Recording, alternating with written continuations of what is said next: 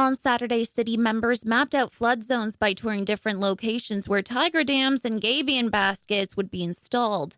One of the locations was the Skeena Street lift station. The goal today was to take advantage of EMBC's deployment and delivery of tiger dams and they also sent us an expert for the installation of those dams and have our people work with the expert to deploy them. Tiger dams are filled with water from a nearby fire hydrant and can be connected at endless lengths.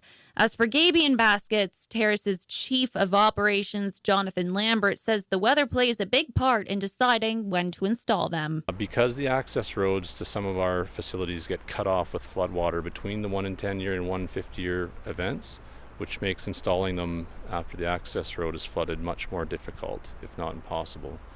So we have to use the forecast that's available to us and deploy them in advance. Mayor Cara Leclerc said she learned quite a bit from the weekend's tour, noting what residents should be aware of if they are in high-risk areas. There's a fence behind me, and from that fence to the riverbank is about 10 feet, but thankfully there's a lot of riprap around there. So it's just really comforting to know that it's not eroding away because of the riprap.